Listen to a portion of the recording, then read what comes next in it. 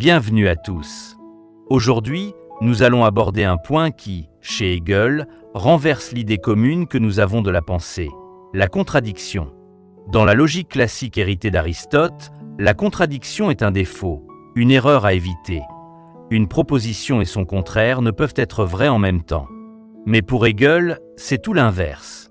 La contradiction n'est pas un accident de la pensée, elle est sa vérité la plus profonde. Elle n'est pas seulement une loi de la pensée, elle est aussi une loi de l'être, car l'être, lorsqu'il est pensé dans sa vérité, se révèle traversé par des tensions internes qui le font évoluer. Dans la doctrine de l'essence de la science de la logique, Hegel montre que toute détermination, lorsqu'on la pousse jusqu'au bout, engendre son contraire. L'identité implique la différence, la stabilité implique le changement, l'affirmation implique la négation. Ce n'est pas une faiblesse du raisonnement, c'est la dynamique même du réel. La contradiction est ce qui empêche les choses de rester figées. Elle est la force qui les pousse à se dépasser, à se transformer. Sans contradiction, il n'y aurait ni mouvement, ni histoire, ni vie. Penser la contradiction, c'est donc accepter que la vérité ne soit pas un bloc immobile, mais un processus où les contraires se pénètrent et se transforment mutuellement. C'est aussi comprendre que la dialectique n'est pas un jeu formel. Elle est la logique interne de la réalité.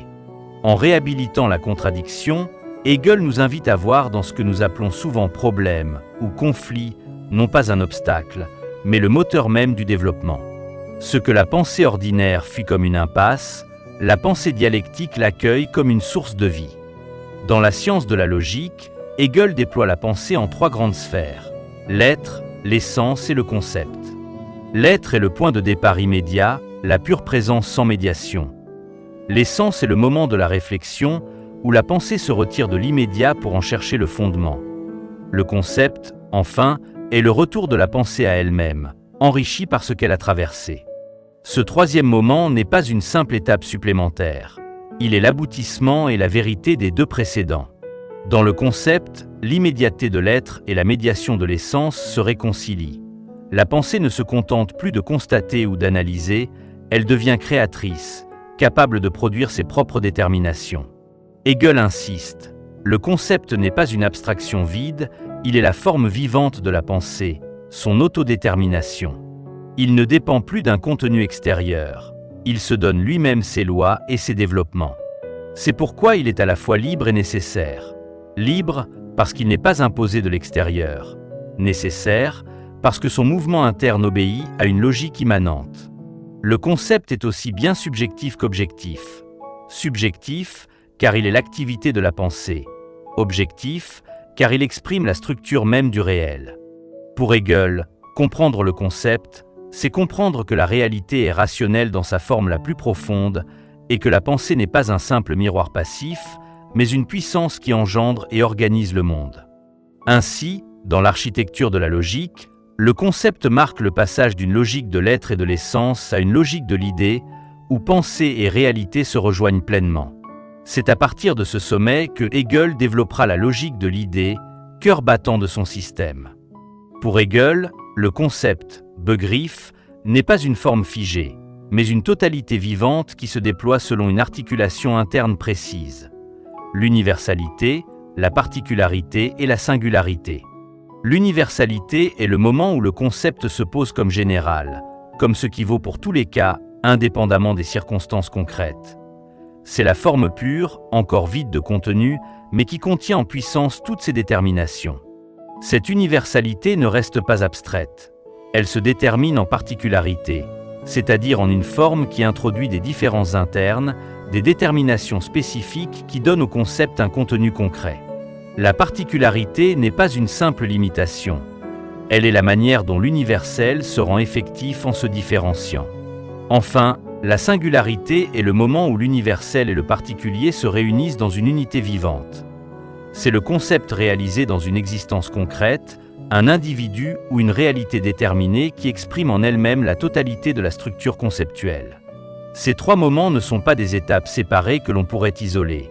Ils sont en mouvement constant, chacun impliquant les deux autres. L'universel ne vit que dans ses particularisations. Le particulier n'existe que comme expression d'un universel. et la singularité est toujours à la fois universelle et particulière. Cette dynamique interne montre que le concept, pour Hegel, est une activité. Il se déploie, se différencie et se rassemble en lui-même. C'est pourquoi il est à la fois forme de la pensée et structure du réel. La logique du concept est aussi la logique de l'être. Comprendre cette structure, c'est saisir comment la pensée engendre ses contenus et comment la réalité, en profondeur, est organisée par cette même logique vivante. Pour Hegel, le concept n'est pas une construction mentale détachée du monde, il est la vérité même du réel. Dans la science de la logique, après avoir exposé la subjectivité du concept, son mouvement interne, sa structure vivante, Hegel montre qu'il se réalise nécessairement dans l'objectivité. L'objectivité n'est pas ici une réalité brute, indépendante de la pensée.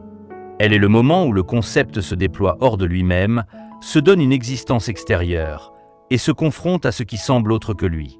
Cette objectivité prend plusieurs formes. Le mécanisme, où les éléments sont liés extérieurement, le chimisme, où les éléments interagissent et se transforment, et la téléologie, où l'extériorité est organisée en fonction d'une fin interne. Dans chacune de ces étapes, le concept se reconnaît progressivement dans ce qui lui paraissait étranger. Ainsi, la subjectivité et l'objectivité ne sont pas deux domaines séparés. Elles sont les deux faces d'un même processus dialectique. Le concept, en tant qu'unité de l'universel, du particulier et du singulier, trouve dans l'objectivité le terrain où il peut se réaliser pleinement.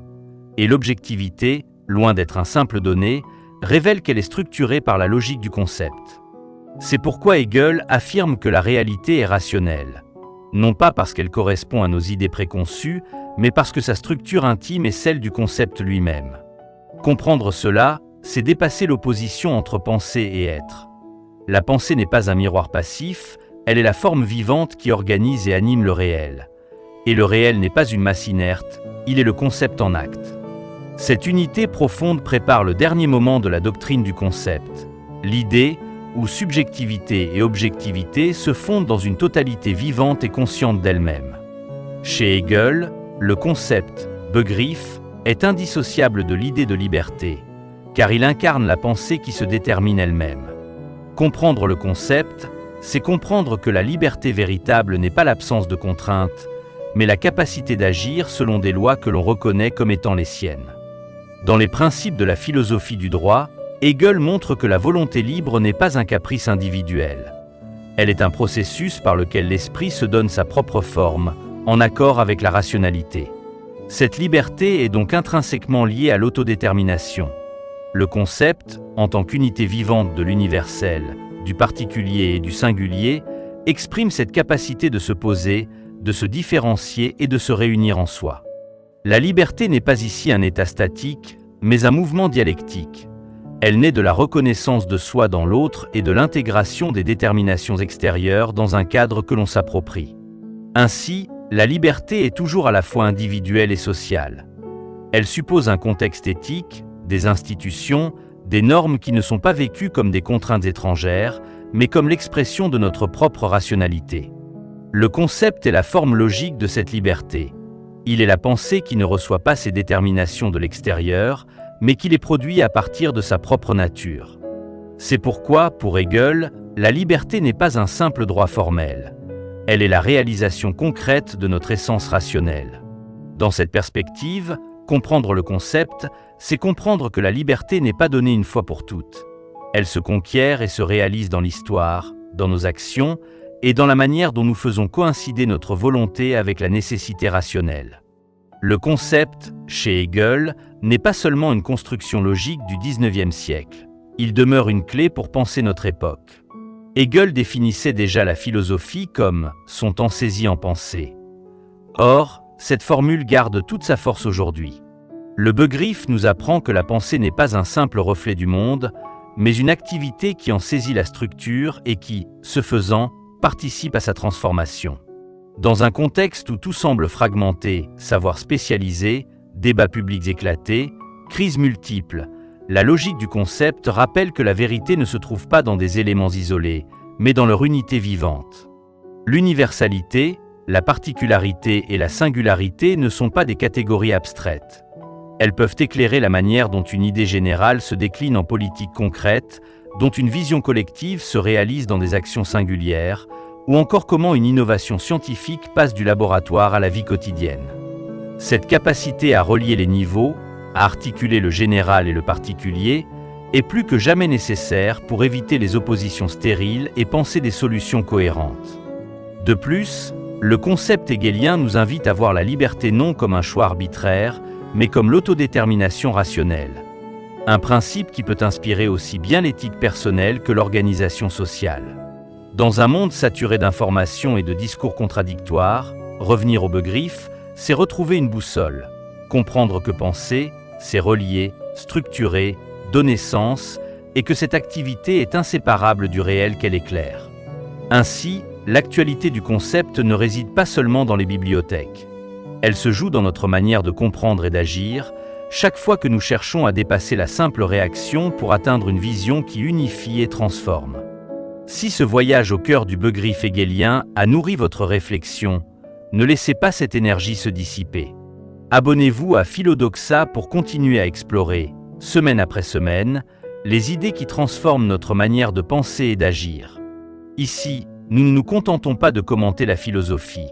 Nous la faisons vivre, nous la mettons à l'épreuve du présent, et nous en faisons un outil de lucidité et de liberté. Partagez cet épisode avec celles et ceux qui cherchent à dépasser les oppositions stériles et à comprendre le monde dans sa cohérence profonde. Laissez un commentaire pour enrichir le débat. Vos perspectives, vos désaccords, vos éclairages sont la matière vivante de cette communauté. Activez la cloche pour ne manquer aucun nouvel épisode. Chaque concept, chaque philosophe, chaque idée devient ici une boussole pour naviguer dans la complexité. Le concept, chez Hegel, n'est pas un mot abstrait. C'est la pensée qui se sait penser, la liberté qui se donne sa propre loi, la structure vivante du réel.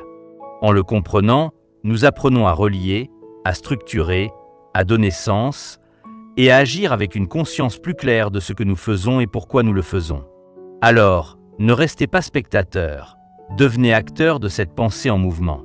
Ensemble, faisons de la philosophie non pas un luxe intellectuel, mais une force qui éclaire nos choix et façonne notre avenir.